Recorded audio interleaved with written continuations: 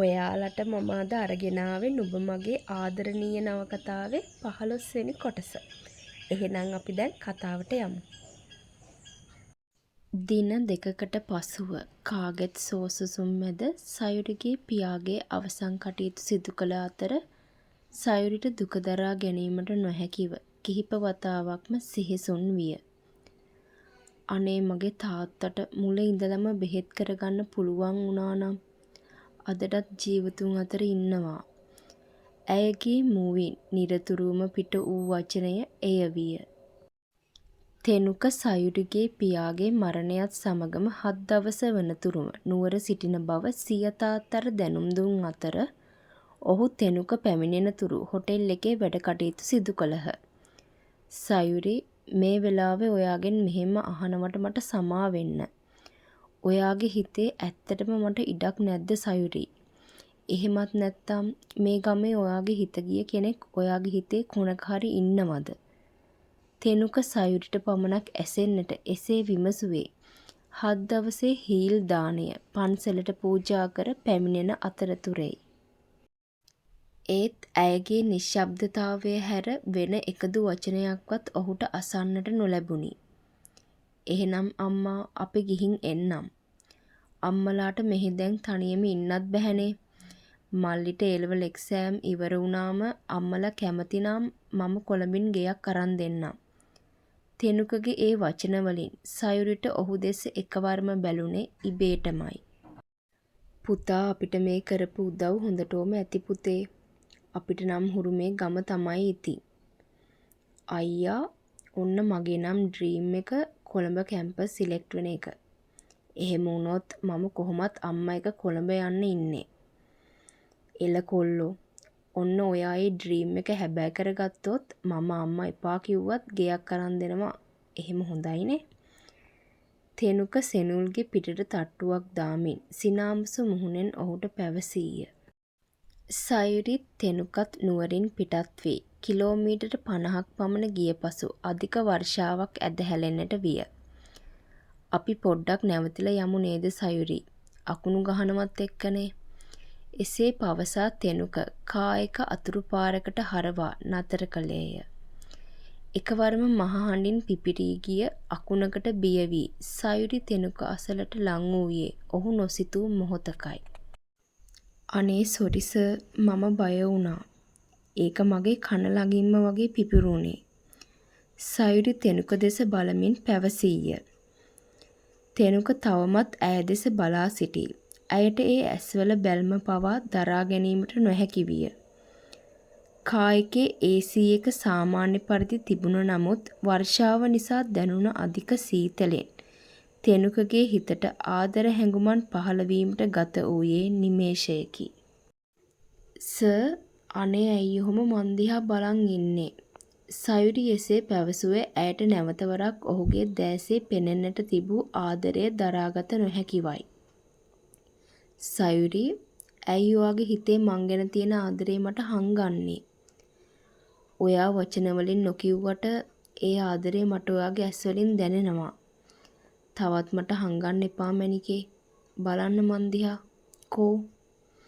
ඔහු ඇගේ උරහිස් වලින් අල්ලන් ඇගේ ඇස් වලට එබුණද ඇය නැවතත් නිහඬයි.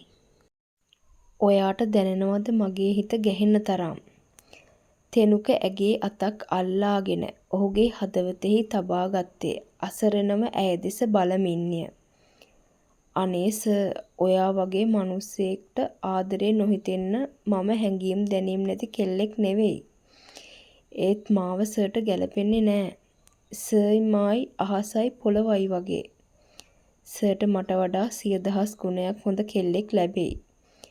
ඇය දෑසේ කඳුළැලි සඟවමින් එසේ පැවසීය. අම්මා, මම යනවා ගිම්හානුව මීට් වෙන්න. එද්දි රෑ වෙයි. මට නෙවෙයි, තාත්තට කියලා යන්න. මොකද මම ඕකට කැමැත්ත දුන්නේ ඔයාගේ තාත්තගේ බල කිරීමට. ෂෙරිල් ක්‍රියාත්මක කර තිබූ හූවර යන්ත්‍රයේ ස්විචය ඕෆ් කරමින් මිෂෙල්ට පැවසීය. තාත්තිගෙන් අහන්න දෙයක් නෑ. එයා මට එනි ටයිම් පර්මිෂන් දීලා තියෙන්නේ. ඔයානේ පුප්පන්නේ අම්මි. ඇය දඟකාරකමින් ෂෙරිල් ළඟට ඇවිත් සිප වැළඳගෙන සිය ගෙදරින් පිටත් වූයේ වෙනදා මෙන් නොව හිතේ සතුටකින්ය. ඇය ගේට් එක විවර කරගෙන එළියට පැමිණෙනවාත් සමග ගිම්හාන් ඔහුගේ කායකෙන් එතැනට පැමිණියේය. අද අම්මි ගල් පෙරළුවේ නැද්ද එද්දි? නෑ අනේ. දැන් ඉතින් එයාලා දන්නවනේ. මේ ඒක නෙවෙයි මම හිතන් ඉන්නේ ගිම්හාන් අයියා අපේ වෙඩින් එක තෙනුකට කියන්න. මොකක්ද ඒ ගැන ඔයාගේ අදහස? It's okay. No problem. ඔයාගේ කැමැත්තක් ඩාලින්. මමත් කොහොමත් ඔයාට එක කියන්න ඉඳියේ. ඔයාට වැරද්දක් කරලා නෑනේ තෙනුක. අනිකේ ගර්ල් උනත් හොඳ කෙනෙක් කියලා මට හිතෙනවා. අනේ ඔව් ගිම්හාන් අම්මලා මට තෙනුකෝම කරේ ගහන්න හදපු නිසා මම තරහෙන් ඉඳියේ. ඒත් ඇත්තටම දැන් මගේ හිත නිදහස්.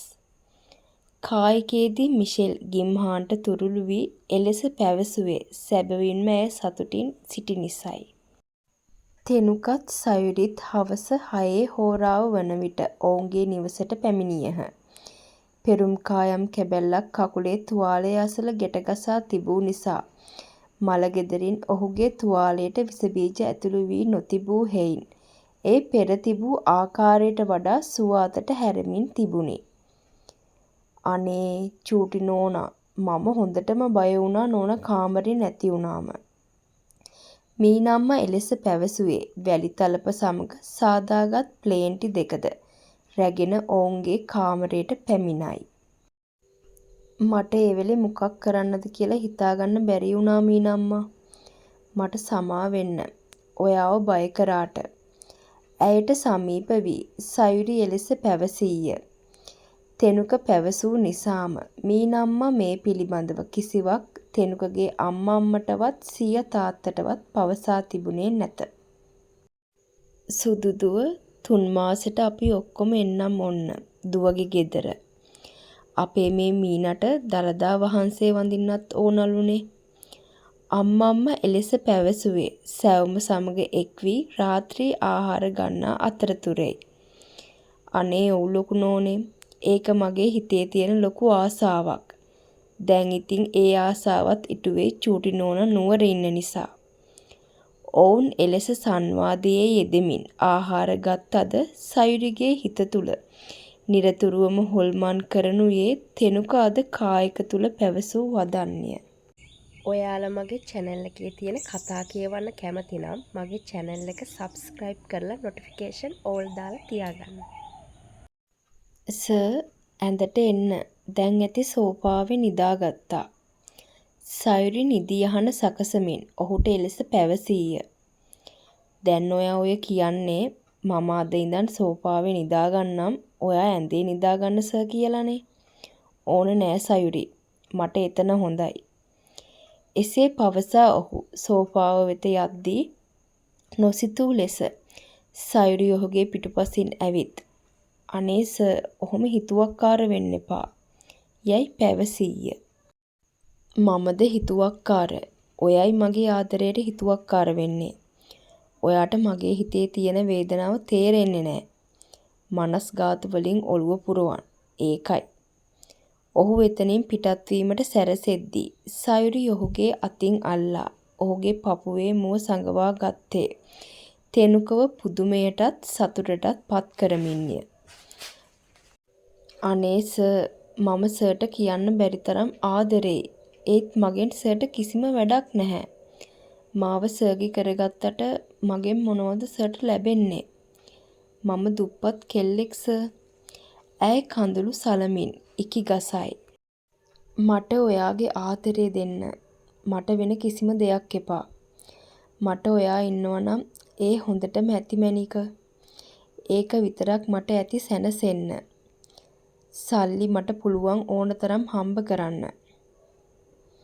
ඒත් අවංක ආදරයක් කෙනෙක්ට ලබා ගන්න අමාරුයි. ඒත් මම දන්නවා ඔයා මට අවංකයි කියලා සයුරි. ඔයා මම බලාපොරොත්තු වුණ කෙනාමයි රත්තරන්. තෙනුක එලෙස පැවසුවේ ඇගේ දෑස් වලින් ගලා ගිය කඳුළැලි පිස දමමින්ය. තෙනුකගේ හිතට දැනුණ සතුට නිසාම ඔහු ඇයව දෑතින්ම ඔසවාගෙන සයනයෙන් තැබුවේ මොහොතකටවත් දෑස් ඉවත් නොකර ඇය දෙසම බලාගෙනයි. සයුරිගේ දෑස් පවා ඒ දෑස් මත බැඳීමට ගත වූයේ නිමේෂයකි. ඔහුගේ උණුසුමේ සයුරි මොහොතක් දෑස් පියා ගත්තේ ඒ ආදරය ඇයටද රිසිසේ විඳීමට අවැසි වූ නිසයි. සයුරි මැණික අද ඉඳන් ඔයයි මයි මේ ඇඳේ එකට නිදාගමු. බය වෙන්න එපා. ඔයාගේ අම්මට අපි ගැන කියනකම් එහෙම දෙයක් කවදාවත් වෙන්නේ නැහැ. තෙනුක ඇගේ දෑස්වලට එබි. එලෙස පැවසූ විට ඇයට සියුම් ලැජ්ජාවක්ද දැනෙන්නට විය. මොකද බිම බලන් ඉන්නේ? කෝ මන් දිහා බලන්න තව එක පාරක්. ආදරේ කියන්න. කෝ ඉතින්? ඔහුගේ මුහුණ පුරා වැවි ඇති රැවුල ඇගේ ගෙල පුරා ස්පර්ශ වන විට සයුරිගේ කය සීතල වූ වාසේ ඇයට දැනෙන්නට විය. තෙනුක ඇගේ ළමැදේ හිස තබාගෙන ඇගේ සුන්දර මුහුණ දිහා කොපමණ වේලාවක් බලා සිටියාද කියා ඔහුටවත් මතක නැත. සයුරි වෙනදා වගේ අලුයම අවදි වුවත් තෙනුක ඇගේ බද වටා අතක් තබාගෙන නිදා සිටින අයුරු දුටු පසු ඇගේ සිතෙහි ඔහු ගැන ඇති වූයේ අනුකම්පාවකි. ඔහුගේ මුහුණේ වෙනදා නොදුටු සුන්දර බවක් ඇතැයි ඇයට සිතෙන්නට විය. මෙච්චර මට ආදරේ වෙද්දී මම කොහොමද සර්ට ආදරේ නොකර ඉන්නේ? ඇත්තටම නොකිව්වට මට හිතෙන්නේ මම මේ ලෝකේ ඉන්න වාසනාවන්තම කෙල්ල කියලා. හැබැයි මට සර් කියන පුරුද්ද නම් දැන්ම නවත්ත ගන්න බැරි වෙයි. ඇය තෙනුකගේ හිස ආදරයෙන් සිපගත්තාය. කොහෙද යන්නේ? චුට්ටක් කොහොම ඉන්නකෝ මං ගාවේ. සයුරි ඇඳෙන් බැසීමට සැරසෙද්දී තෙනුක ඇයව වැළැක්වුවේ එලෙස පවසමින්ය. මම ඉතින් හැමදාම මීනම්මට උදව් කරනවනේ. අද නොගියොත් එයාට පාළුවක් දැනෙයි.